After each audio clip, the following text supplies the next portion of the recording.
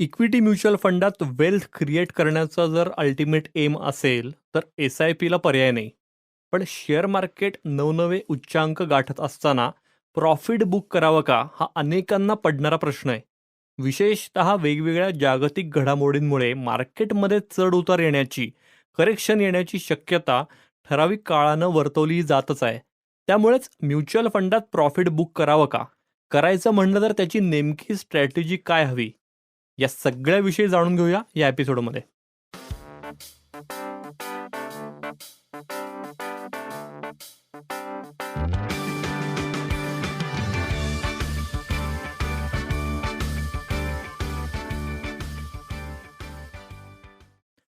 फंडा म्युच्युअल फंडाचा या आमच्या पॉडकास्टमध्ये सगळ्या गुंतवणूकदारांचं अगदी मनापासून स्वागत.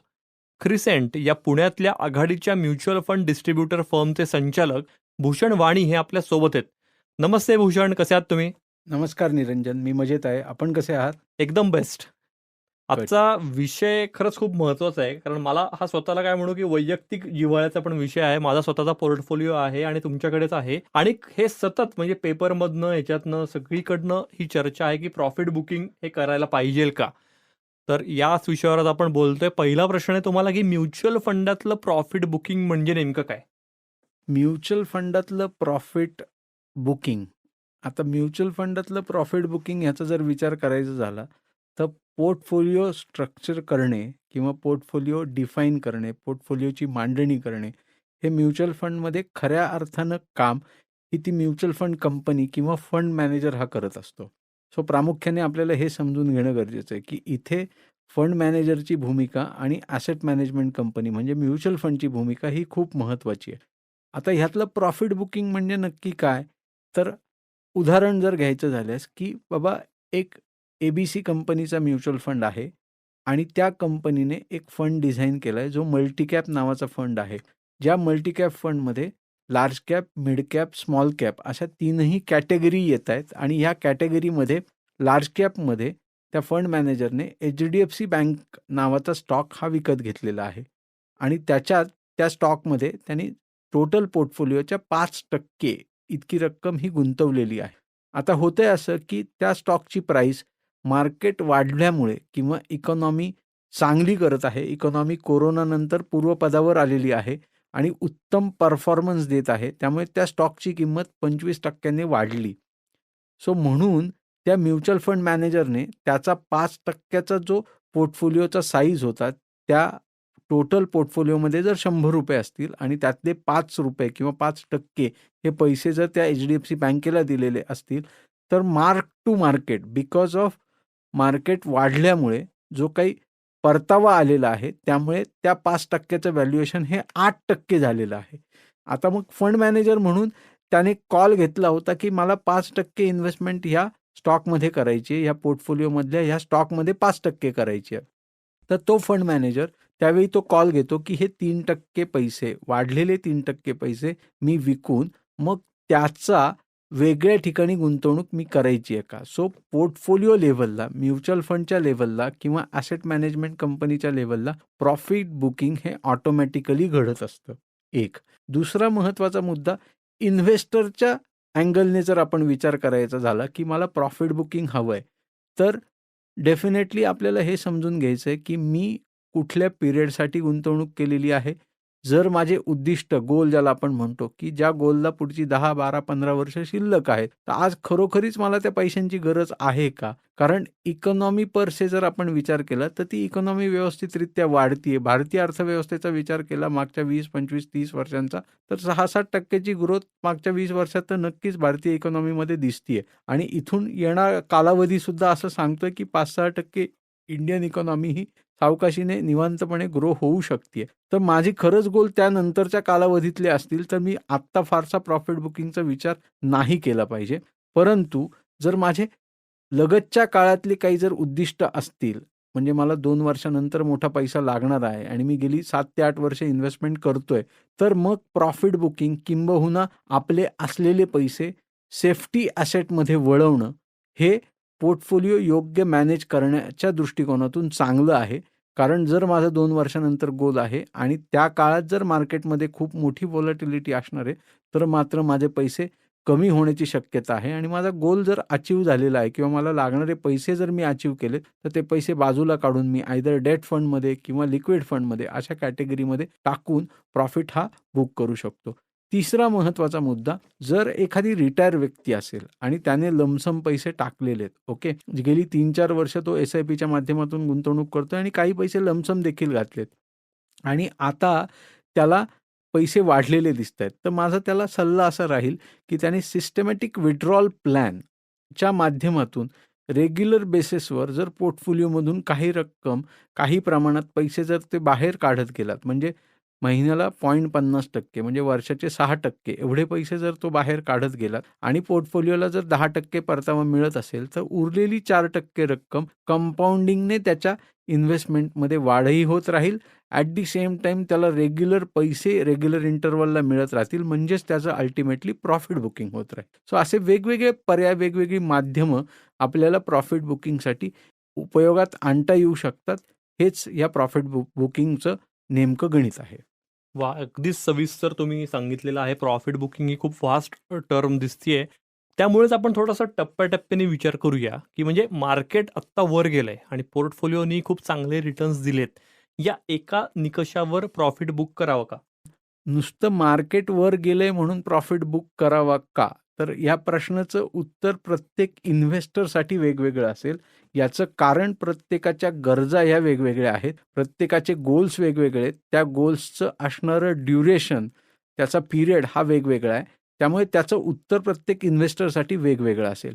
परंतु मला सांगण्याचा यातला मुद्दा महत्त्वाचा असा आहे, की बाबा रेग्युलर फक्त मार्केट वर गेलंय म्हणून, म्हणजे एखादा स्टॉकची प्राईस वर गेली किंवा एखाद्या म्युच्युअल फंडचा NAV वाढलाय, ₹10चा NAV ₹15 झालाय म्हणून मी लगेच ते पैसे काढून घेतलेत किंवा ते पैसे काढून सेफ्टी ॲसेटमध्ये जर वळवले आणि मला ते पैसे पुढची 10 वर्ष नको आहेत, फक्त हा निकष ठेवून ते पैसे काढले गेलेत, तर भविष्यात त्याची एक इंट्रिन्सिक व्हॅल्यू किंवा वाढणारी जी किंमत आहे, खरी किंमत ती जी तो NAV किंवा तो म्युच्युअल फंड किंवा तो स्टॉक जे गाठू शकतो, ते कोणालाही सांगता येत नाही किंवा त्याचा अंदाज नाही, त्याची माहिती नाही. म्हणजे ह्याचं एक उदाहरण मी देऊ इच्छितो, की 1996 साली, ऑक्टोबर 1996 साली भारतात आलेला ₹10 युनिट प्राईसचा फंड, कालच मी बघत होतो एका इन्व्हेस्टरचा पोर्टफोलिओ, तर त्याच्यात ₹2896 एका युनिटची किंमत झाली आहे. आता हा पिरियड जर बघितला तर ऑलमोस्ट 27 वर्षांचा पिरियड आहे. आता त्या व्यक्तीला 27 वर्ष त्यांनी शांत बसला का? किंवा त्याला 27 वर्ष पैसे नको होते का? हा त्या व्यक्तीचा इंडिव्हिज्युअल कॉल आहे. पण इतका परतावा हा फंड किंवा ही इकॉनॉमी, हे मार्केट हे जनरेट करू शकतं. तर आपल्याला वेल्थ क्रिएट करायची आहे, की आपल्याला छोट्या-छोट्या अंतरानं छोटा प्रॉफिट घेऊन जीवनाचा आनंद घ्यायचा आहे आणि ते पैसे वापरून टाकायचे आहेत. हा इंडिव्हिज्युअल कॉल आहे किंवा हा माइंडसेट आहे. हे प्रत्येकाच्या बिहेवियरवर ठरणार आहे. त्यामुळे पोर्टफोलिओ फक्त मार्केट वर गेलंय म्हणून प्रॉफिट बुक करावा, ह्या एका निकषाच्या आधारावर प्रॉफिट बुक करावा असं मी सांगणार नाही. परफेक्ट. म्हणजे सगळ्यात मेन गुंतवणूकदारांचं वर्तन कसं आहे, बिहेवियर कसं आहे, ह्याच्यावर बऱ्याच गोष्टी अवलंबून आहेत. पण ₹10ची NAV ₹2800 होणार असेल तर ते थांबणं खरंच वर्थ आहे, हे तुमच्या बोलण्यातनं जाणवलं. भूषण, एक थिअरी असं सांगते की इक्विटी म्युच्युअल फंड सोडून तुमची दुसरी कुठलीही गुंतवणूक नसेल, एस्पेशली डेट स्वरूपाची कुठली इन्व्हेस्टमेंट नसेल, तर मार्केट तेजीत असताना 15% प्रॉफिट बुक करावा. काय सांगाल तुम्ही? निरंजन, पर गुंतवणूकदार थेरी ही बदलणार आहे. थेरी ही सरसकट प्रत्येक गुंतवणूकदाराला लागू होते असं अजिबात नाही. हेच माझा अनुभव सांगतो. परंतु ह्या प्रश्नातच त्याचं उत्तर दडलेलं आहे असं मला वाटतं. काय? तर बाबा माझं वय 40 वर्ष आहे आणि 40व्या वर्षी माझे काही फायनान्शियल गोल्स ठरलेले आहेत. ओके. तर त्या गोलनुसार माझं इन्व्हेस्टमेंटचं, माझ्या इन्व्हेस्टमेंटच्या ॲसेटचं ॲलोकेशन हे कसं असावं, हे जर तुम्ही रेग्युलरली गुंतवणूक सल्लागाराच्या माध्यमातून समजून घेतलं आणि त्या पद्धतीने येणाऱ्या वर्षागणिक जर तुम्ही तुमचं ॲसेट ॲलोकेशन तुमच्या रिस्क टेकिंग ॲबिलिटीनुसार, तुमच्या willingness to take the risk, म्हणजे या 2 पूर्ण टर्म वेगळ्या आहेत, या अँगलने विचार करून जर तुमचं ॲसेट ॲलोकेशन योग्य पद्धतीने कायम ठेवलं, तर तुम्हाला फक्त मार्केट तेजीत असताना किंवा फक्त मार्केट स्टेबल असताना असा विचार न करता, म्हणजे ह्याचं एक उदाहरण म्हणून आपण घेऊयात, की मी सगळी मिळून गुंतवणूक 10 लाख रुपयांची केलेली आहे आणि माझे 2 वर्षानंतर त्याचा परतावा मिळून त्याची किंमत 11 लाख रुपये झालेली आहे. ह्या इनिशियल 10 लाख रुपये केलेल्या गुंतवणुकीमध्ये मी त्यातले 7 ते 8 लाख रुपये मी हे इक्विटी प्रकारच्या म्युच्युअल फंडात टाकलेत आणि 2 लाख रुपये हे मी डेट प्रकारच्या म्युच्युअल फंडात टाकलेत. ओके. म्हणजे मी 80% इक्विटी आणि 20% डेट असं ॲसेट ॲलोकेशन केलेलं आहे सुरुवातीला गुंतवणूक करताना आणि आता माझा परतावा मिळून 10 लाखांचे माझे 11 लाख रुपये झालेत. तो मग मला परत ते प्रपोर्शन हे 80 ते 20 असंच करायचं आहे. म्हणजे परत 11 लाखांची विभागणी ही माझी 80% 11 लाखातले इक्विटीला गेले पाहिजेत, 20% हे डेटला आले पाहिजेत. असं जर ऑनगोईंग बेसिसवर मी माझं ॲसेट ॲलोकेशन चालू ठेवलं, तर अल्टिमेटली हा इनडायरेक्ट वे प्रॉफिट बुकिंगचा आहे. किंबहुना दुसरा मार्ग हा देखील असू शकतो, की बाबा मी सगळेच्या सगळे पैसे मी रिस्क ॲव्हर्स इन्व्हेस्टर आहे. मला खूप मोठी रिस्क घ्यायला आवडत नाही. तर माझे सगळे पैसे मी डेट फंडात टाकलेले आहेत आणि मला दिसतंय की येणाऱ्या कालावधीत मार्केट हळू-हळू टप्प्याटप्प्यानं चांगलं करत आहे. हे मी सल्लागाराशी डिस्कस करतोय. वेगवेगळ्या माहितीद्वारे मला ते कळतंय. तर मग मी डेट फंडात माझे जे पैसे टाकलेत आणि त्यातून मला जो परतावा मिळतोय, मग तो नफ्याच्या स्वरूपात मिळणारा परतावा तो सगळ्याच्या सगळा मी इक्विटी मार्केटला किंवा इक्विटी म्युच्युअल फंडमध्ये ट्रान्सफर करतोय. असं देखील मला प्लॅनिंग करता येऊ शकतं. म्हणून थिअरीशी स्टिक न राहता आपली गरज, आपल्या असणाऱ्या फायनान्शियल गरजा, फॅमिलीच्या असणाऱ्या फायनान्शियल गरजा, त्याला असणारं ड्युरेशन या सगळ्यांचा अंदाज घेऊन सल्लागाराशी सल्लामसलत करून मग तो प्रॉफिट बुक करावा की नाही करावा याचा निर्णय घेण्यात यावा. शेवटचं वाक्य अतिशय महत्त्वाचं आहे. सल्लागाराशी मसलत करून. केवळ Google काहीतरी सांगतंय किंवा मित्र काहीतरी सांगतायत म्हणून काही थेट निर्णय घेण्यापेक्षा सल्लागाराशी मसलत करून ते ठरवावं. कारण निरंजन पॅरासिटामॉल कायमच काम करते असं होत नाही. म्हणूनच डॉक्टरांची पण तेवढीच गरज आहे आणि म्युच्युअल फंड सल्लागारांची देखील तेवढीच गरज आहे. भूषण, आता असा एक सिनेरिओ बघा, की खूप काळापासून एखाद्या गुंतवणूकदाराची म्युच्युअल फंड इन्व्हेस्टमेंट ही सुरू आहे आणि त्याचं जे काही लाँग टर्म एम आहे ते गाठायला एखादं वर्ष आता शिल्लक राहिले. तर अशा वेळी प्रॉफिट बुक करत त्यांनी इक्विटी मार्केटमधून एक्झिट घ्यावी, मार्केट वर आहे म्हणून, की सिस्टमॅटिक ट्रान्सफर प्लॅन ज्याचा उल्लेख तुम्ही आधी केला आहे, STF म्हणतात ज्याला, किंवा लिक्विड फंडात पोर्टफोलिओ ट्रान्सफर करावा?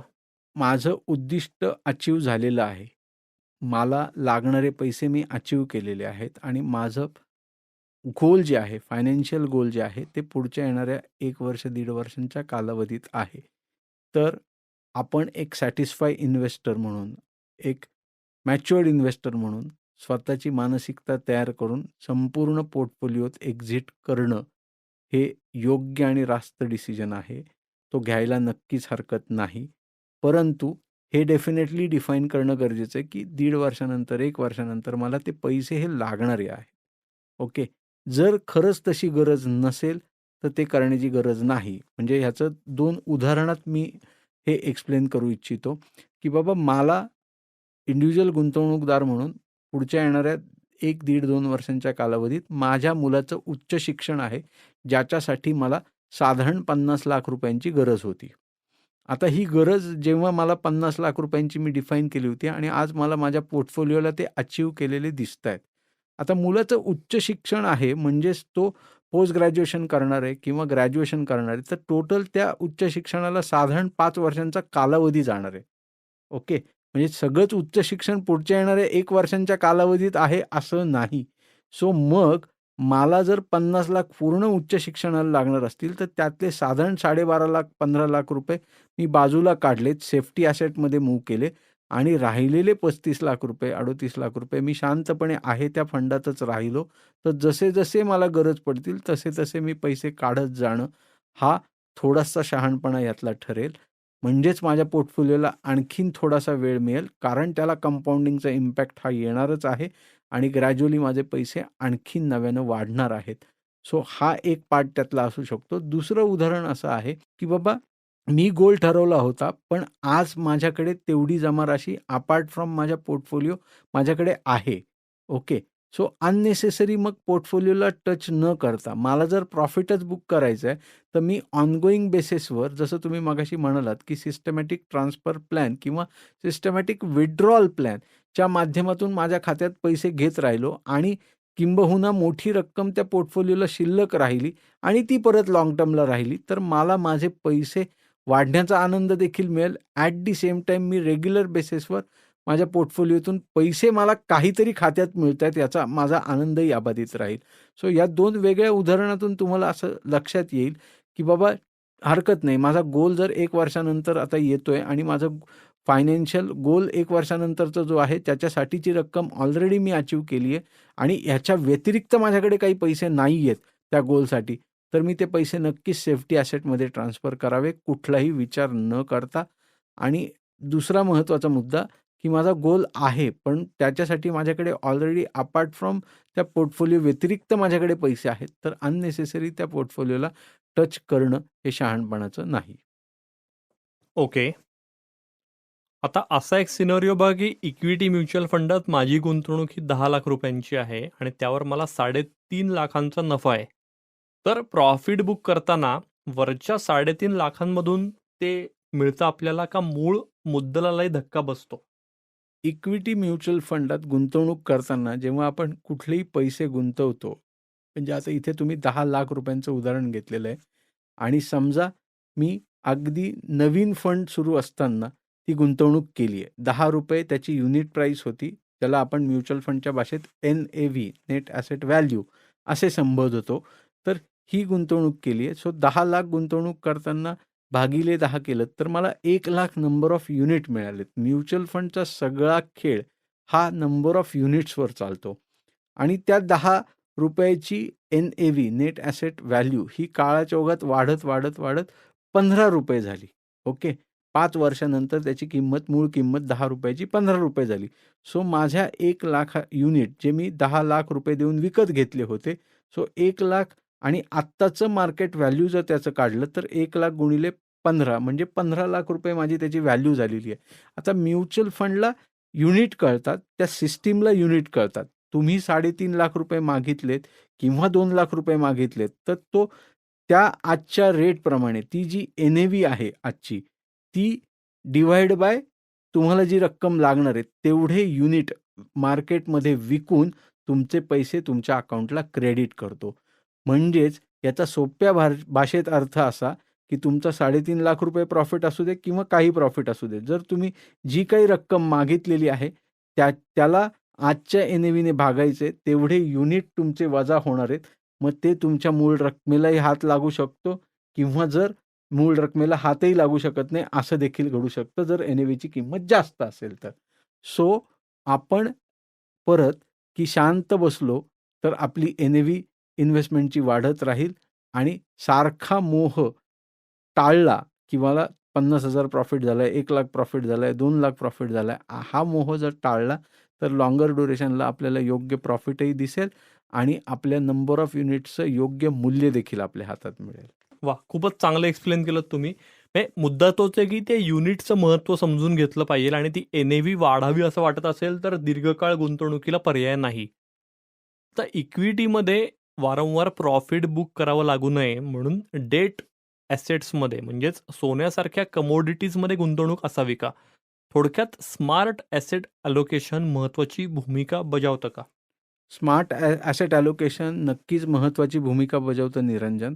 कारण आज मार्केटमध्ये कॉम्पिटिशनच्या युगात जर बघितलं, तर इक्विटी ॲसेट खूप चांगला परतावा देणार आहे. डेट ॲसेट खूप चांगला परतावा देणार आहे.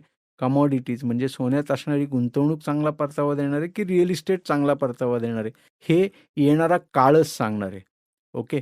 सो मग असं जर होणार असेल, तर माझी गरज शांतपणे बसून ती कागदावर मांडून गुंतवणूक सल्लागाराची मदत घेऊन त्याचं व्यवस्थित डॉक्युमेंटेशन करून हे जर मांडलं आणि त्या गरजेनुसार माझ्या रिस्क घेण्याच्या मानसिकतेनुसार जर मी माझ्या ॲसेटची विभागणी केली, तर मग काही पैसा हा माझा रिअल इस्टेट ॲसेटमध्ये जाईल, काही म्युच्युअल फंड, इक्विटी म्युच्युअल फंडमध्ये जाईल, काही डेट म्युच्युअल फंडमध्ये जाईल, काही कमॉडिटी म्युच्युअल फंडमध्ये जाईल. So directly, indirectly asset allocation ही खूप महत्त्वाची भूमिका बजावतं आणि खूप योग्य पॉइंट तुम्ही निरंजन हा काढलाय. योग्य प्रश्न हा आत्ताच्या मार्केटच्या कंडिशनप्रमाणे आणि गुंतवणूकदाराच्या मानसिकतेप्रमाणे घेतलेला आहे. त्याबद्दल खरंच अभिनंदन तुमचं. कारण ह्या प्रश्नाची खरंच गरज होती आणि आज बाजारात प्रत्येक म्युच्युअल फंड कंपनीकडे ॲसेट ॲलोकेशनवर आधारित ॲसेट ॲलोकेटर फंड असे फंड आहेत किंवा मल्टी ॲसेट फंड असे फंड आहेत. ज्याचा प्रामुख्याने आपल्याला आपल्या पोर्टफोलिओमध्ये जर आपल्याला ॲसेट ॲलोकेशन फारसं कळत नसेल किंवा फार आपल्याला त्याच्यात डोकं चालवायचं नसेल किंवा आपल्याला ते खूप समजून घेण्यात कठीणपणा वाटत असेल, तर चक्क असे फंड आपण आपल्या पोर्टफोलिओला घेऊन ॲसेट ॲलोकेशन आपलं योग्य ठरू शकतं आणि ॲसेट ॲलोकेशन आपल्या पोर्टफोलिओला नक्की महत्त्वाची भूमिका बजावतं. कारण काळाच्या ओघात जे मार्केटमध्ये चढ-उतार होतात, मग ते इक्विटी फंडात असतील किंवा ते रिअल इस्टेटमध्ये असतील किंवा ते डेट ॲसेटमध्ये रिटर्न किंवा ज्याला आपण इंटरेस्ट रेट सायकलमुळे होणारे बदल असतील किंवा सोन्यातला चढ-उतार असेल. ह्या सगळ्या चढ-उतारांचा आपल्या पोर्टफोलिओला प्रत्येक वेळी परिणाम काही स्वरूपात हा होतच असतो. सो म्हणून आपण जर प्रत्येक ॲसेट क्लासमध्ये आपल्या एजनुसार, आपल्या फायनान्शियल गोल्सनुसार, आपल्या फायनान्शियल गोल्सच्या असणाऱ्या ड्युरेशननुसार जर इन्व्हेस्टमेंट योग्य पद्धतीने केलेले असेल, म्हणजेच आपलं ॲसेट ॲलोकेशन योग्य पद्धतीने केलेलं असेल, तर आपल्याला परतावा, स्मार्ट परतावा मिळू शकतो आणि एक आपण स्मार्ट इन्व्हेस्टर मार्केटमधलं नक्की ठरू शकतो. वाह! सो प्रॉफिट बुक करण्याचा मोह होऊ नये म्हणून एस-आय-पी सुरू करताना ती गोल ओरिएंटेड करणं कधी पण चांगलं ठरतं? प्रॉफिट बुक करतानाचा मोह हा कायमच होत राहतो. परंतु जर माझी गोल बेस एस-आय-पी असेल, म्हणजे उदाहरणार्थ की मला 3 वर्षानंतर वर्ल्ड टूरमधली पहिली ट्रिप करायची आहे. तर हा माझा छोटासा गोल आहे की मला दुबईला फिरायला जायचं आहे. सो गोल हा 3च वर्षांचा आहे. सो मग 3 वर्ष शांतपणे तशा प्रकारची इन्व्हेस्टमेंट निवडून किंवा तशा प्रकारचं प्रॉडक्ट हे गुंतवणूक सल्लागाराची मदत घेऊन निवडणं आणि मग तो गोल अचीव्ह करणं. म्हणजेच आपल्याला त्या गोलपर्यंत, त्या ड्युरेशनपर्यंत, त्या पिरियडपर्यंत शांत बसून माझं पहिलं फायनान्शियल गोल अचीव्ह होतंय, जे मला वर्ल्ड टूरमधली पहिली ट्रिप करायची आहे. माझं दुसरं गोल असू शकतं, की आज माझ्याकडे एक छोटी कार आहे आणि आज ती साधारण 30,000-40,000 किलोमीटर झाली आहे. आणखीन 5 वर्षानंतर ती 80,000-90,000 किलोमीटर होणार आहे. म्हणजेच त्याचं लाईफ हे कमी होणार आहे. मग मला ती कार रिप्लेस करायची आहे, बदलायची आहे. तो हा देखील माझा गोल असू शकतो. सो मग 5 वर्षांच्या पिरियडसाठीचा माझा फंड, मग तो फायनान्शियल माझा गोल. असे प्रत्येक गोल, मग मुलांच्या उच्च शिक्षणाचे गोल असतील, आपलं रिटायरमेंटचं गोल असेल, असे प्रत्येक गोल डिफाईन करून त्या ड्युरेशनसाठी आपण जर शांतपणे इन्व्हेस्टमेंट करत राहिलो, तर फायनान्शियल गोल देखील अचीव्ह होणार आहे आणि आपल्याला लागणारा पैसा देखील आपल्याजवळ त्या वेळी उपलब्ध असणार आहे.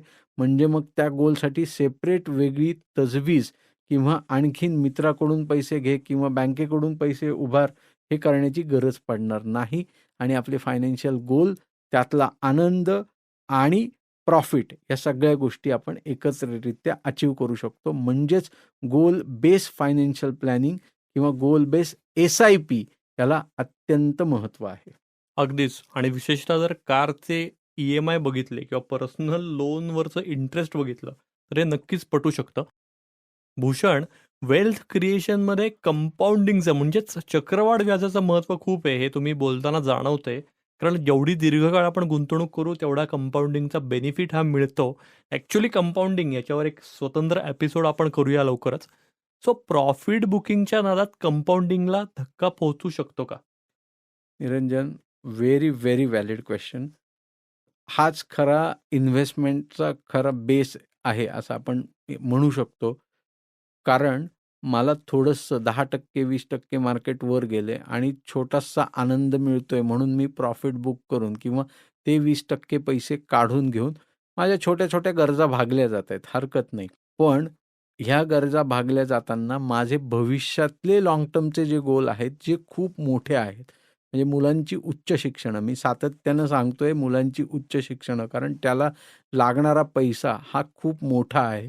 त्यातलं इन्फ्लेशन, त्यातली महागाई ह्याचा जर विचार केला तर मागची 20 वर्षात, 25 वर्षात, 30 वर्षात शिक्षणातलं इन्फ्लेशन, शिक्षणातली महागाई कशी वाढत गेली आणि त्याचा खर्च कसा वाढत गेला, याचा जर विचार केला आणि इथून पुढच्या 15, 20, 25 वर्षांच्या कालावधीत ह्याचं काय होणार आहे, ह्याचा जर अभ्यास करण्याचा प्रयत्न केला. आम्ही क्रिशंटमध्ये हा नक्कीच विचार करतो, की मागच्या 20-25 वर्षात हे इन्फ्लेशन कसं वाढत गेलं, जगाच्या पाठीवर कुठल्या-कुठल्या युनिव्हर्सिटीज आहेत, त्याचे कुठले-कुठले कॉलेजेस आहेत, त्यात कुठले-कुठले कोर्सेस येतात, त्या कोर्सेसची फीज कशी वाढत गेली, तिथली स्टेइंग कॉस्ट काय आहे, फूड कॉस्ट काय आहे, हे सगळं अंदाज घेऊन मग ॲक्चुअली मला हायर एज्युकेशनला नक्की किती कॉर्पस जमा केला गेला पाहिजे, हे त्या इन्व्हेस्टरला आम्ही प्रकर्षाने सांगतो. म्हणजेच मग ते ड्युरेशन माझं जर 12 वर्ष, 15 वर्ष, 18 वर्ष असं जर असेल, तर त्या पिरियडसाठी मला शांतपणे गुंतवणूक करत राहणं आणि त्या नादात त्या पिरियडमध्ये जर मला कुठे मध्ये आधी प्रॉफिट जर योग्य दिसत असेल आणि मला मोह जर टाळला जात नसेल, तर मी एक नक्की करू शकतो, की बाबा नाही, मला काळजी पण घ्यायची आहे, माझे पैसेही कमी झाले नाही पाहिजेत आणि मला मोह टाळायचाही नाही आहे. तर मी काही प्रमाणात प्रॉफिट हा बुक करू शकतो. पण ज्याने माझा कंपाउंडिंगचा इम्पॅक्ट हा नक्की हलणार आहे. हा कंपाउंडिंगचा इम्पॅक्ट हलल्यामुळे भविष्यात माझी जी मोठी गरज आहे, म्हणजे मला उच्च शिक्षणाला जर 50 लाख, कोटभर रुपये लागणार असतील आणि आज जर माझे 3.5-4 लाख रुपये जमा असतील, ज्याच्यात मी 2च लाख रुपये इन्व्हेस्ट केलेत आणि 1.5 लाख रुपयांचा मला प्रॉफिट दिसतोय. तर त्या मोहापायी मी जर 1.5 लाख रुपये काढून घेतलेत, तर मग माझं परत कंपाउंडिंग 2 लाखांवर सुरू होणार आहे. अदरवाईज माझे पैसे पुढे जे कंपाउंडिंग होत असतात, ते त्या 3.5 लाखांवर होत असतात. म्हणजेच मग माझं कंपाउंडिंग ही मी स्वतःहून हलवतो. कंपाउंडिंग इन्व्हेस्टमेंटला मी स्वतःहून धक्का देतो आणि मग माझा भविष्यात लाँग टर्मला येणारा गोल, कारण जसा आज प्रॉफिट झालाय, हीच मार्केट सायकल येणाऱ्या पुढच्या 4 वर्षात तशीच कंटिन्यू राहील याची कुठलीही खात्री नाहीये. ओके. पण ती खात्री जरी नसेल, तर मग माझं कंपाउंडिंग होताना त्याच रकमेवर मी ॲडिशनल युनिट बाय करत चाललोय. म्हणजेच माझं कंपाउंडिंग इफेक्टिव्हली घडतंय आणि मग मी त्या पिरियड पुरता 10 वर्ष, 12 वर्ष, 15 वर्ष जे माझ्या फायनान्शियल गोल्सचं पिरियड असू शकतो, तर त्या पिरियडकरता जर मी शांत राहिलो, तर कंपाउंडिंगचा इम्पॅक्ट हा माझ्या पोर्टफोलिओला योग्य पद्धतीने पॉझिटिव्हली राहील. किंबहुना माझ्या कंपाउंडिंगला, माझ्या इन्व्हेस्टमेंटच्या कंपाउंडिंगला धोका पोहोचू शकत नाही, जो मी स्वतःच्याच मानसिकतेने सारखा पोहोचवत असतो.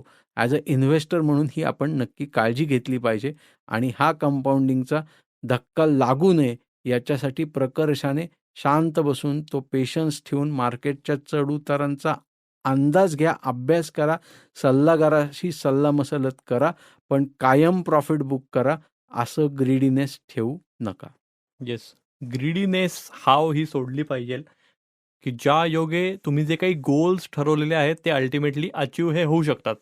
भूषण, एक शेवटचा प्रश्न. स्मॉल कॅप आणि मिड कॅप म्युच्युअल फंडात येत्या काळात, विशेषतः 2024 मध्ये करेक्शन येण्याची शक्यता वर्तवली जाते. त्यामुळे या फंडात एस्पेशली जर तुमची खूप जास्ती इन्व्हेस्टमेंट असेल तर प्रॉफिट बुक करावं का? व्हॅलिड प्रश्न परत निरंजन, कारण हा ज्वलंत प्रश्न आहे आत्ताच्या मार्केटमधला. प्रॉफिट बुक करावा का याची 2 उत्तरं देता येतील. परत आपण वरच्या सगळ्या प्रश्नांमध्ये बघितलं, की गुंतवणूकदार समजा 40शीचा असेल आणि त्याचं येणारं फायनान्शियल गोल हे 15 वर्षानंतरचं आहे आणि तो मिड कॅप किंवा स्मॉल कॅप प्रकारच्या कॅटेगरीच्या म्युच्युअल फंडामध्ये इन्व्हेस्टमेंट केलेला गुंतवणूकदार आहे. तर त्याने ती गुंतवणूक विड्रॉ करण्याचा किंवा त्यातल्या प्रॉफिट बुकिंगचा विचार करू नये. एक असा गुंतवणूकदार आहे, की ज्याचं पुढच्या साधारण 3 ते 5 वर्षात रिटायरमेंट आहे आणि त्याचे पैसे मिड अँड स्मॉल कॅप प्रकारच्या कॅटेगरीमध्ये गुंतवले गेलेत. तर त्याने नक्कीच प्रॉफिट बुक करावा. किंबहुना पुढे जाऊन मी असा सल्ला देईल, की त्याने ते चक्क पैसे सगळे काढून सेफ्टी ॲसेटमध्ये मूव्ह करावे. फक्त प्रॉफिट बुकिंगचा विचार न करता शांतपणे ती गुंतवणूक सेफ्टी ॲसेटमध्ये मूव्ह करावी. म्हणजे त्याचं रिटायरमेंटचं प्लॅनिंग हे उत्तमरित्या होऊ शकतं.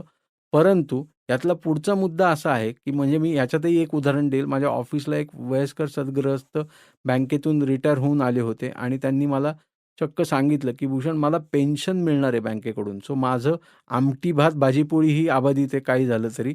तर मला ही जे काही रिटायरमेंटची किटी माझ्याकडे आलेली आहे 35 लाख रुपयांची, तर हे पैसे तू असे गुंतव, की जे माझ्या भविष्यात माझ्या दोन्ही मुलींना कामाला येतील. पण that money let grow or go, ही रिस्क तू माझ्या पोर्टफोलिओला घे. अशा प्रकारचे फंड निवड. सो आपल्याला आपली मानसिकता, हे उदाहरण सांगताना मला हेच सांगायचं होतं, की आपण आपली मानसिकता, रिस्क घेण्याची मानसिकता समजून घेऊन मग जर गुंतवणूक केलेली असेल आणि मग आपल्या इन्व्हेस्टमेंटचा म्हणजे आपल्या फायनान्शियल गोल्सचं ड्युरेशनचं जवळ येत असेल, तर मिड कॅप असेल, स्मॉल कॅप असेल, लार्ज कॅप असेल, कुठल्याही कॅटेगरीतला फंड असेल, तर प्रॉफिट किंबहुना आपली मूळ रक्कम देखील काढून घ्यायला आणि सेफ्टी ॲसेटमध्ये इन्व्हेस्टमेंट करायला नक्की हरकत नाही. आपले फायनान्शियल गोल्स जर लॉंगर ड्युरेशनचे आहेत आणि त्याला 10, 12, 15 वर्षांचा कालावधी शिल्लक आहे, तर कृपया येणाऱ्या काळात जरी mid cap, small cap correct होणार असतील किंवा होतील, अशी जी शक्यता वर्तवली जातीये, त्याच्यासाठी घाबरून जाऊन पैसे काढण्याची अजिबात गरज नाही. वा, खूपच छान एक्सप्लेन केलं आणि ही खूप गरज आहे आजची. कारण प्रत्येक गुंतवणूकदार म्हणजे माझ्याशी अनेक जण बोलतात, तर प्रत्येकाच्या बोलण्यात हा मुद्दा हा आवर्जून येतो. श्रोते हो, गुंतवणुकी संदर्भातल्या कुठल्याही सल्ल्यासाठी तुम्ही क्रिसेंटला अगदी हक्कानं संपर्क साधू शकता. त्यांचा नंबर प्लीज नोट डाऊन करून घ्या. नंबर आहे 9764125533. नंबर परत एकदा सांगतो, 9764125533. याशिवाय तुम्ही crescentmft.com या त्यांच्या वेबसाईटलाही भेट देऊ शकता. हा एपिसोड आवडला असेल तर आमचा चॅनल नक्की लाईक करा, सबस्क्राईब करा आणि तुमच्या मित्रमैत्रिणींनाही याची लिंक नक्की शेअर करा. बाकी हा पॉडकास्ट तुम्ही Spotify, Apple podcast, Jio Saavn, गाना, ॲमेझॉन म्युझिक, गुगल पॉडकास्ट यासह क्रिसेंटच्या यूट्यूब चॅनलवरही अगदी मोफत ऐकू शकता. आत्ता आपण ऐकलात भूषण वाणी आणि निरंजन मेढेकर यांच्या आवाजात फंडा म्युच्युअल फंडाचा हा पॉडकास्ट.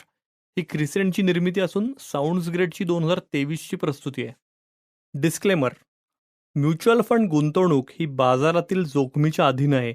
गुंतवणूकदारांनी योजनेशी संबंधित सर्व कागदपत्रे काळजीपूर्वक वाचावीत. फंडा म्युच्युअल फंडाचा या पॉडकास्टचा उद्देश गुंतवणूक विषयक जनजागृती हा आहे. या पॉडकास्टच्या आधारे घेतलेल्या गुंतवणूक निर्णयांमुळे कुणा व्यक्तीचे अथवा संस्थेचे नुकसान झाल्यास crescent mutual fund distributor private limited किंवा sounds great NM audio solutions LLP जबाबदार राहणार नाही, याची कृपया नोंद घ्यावी.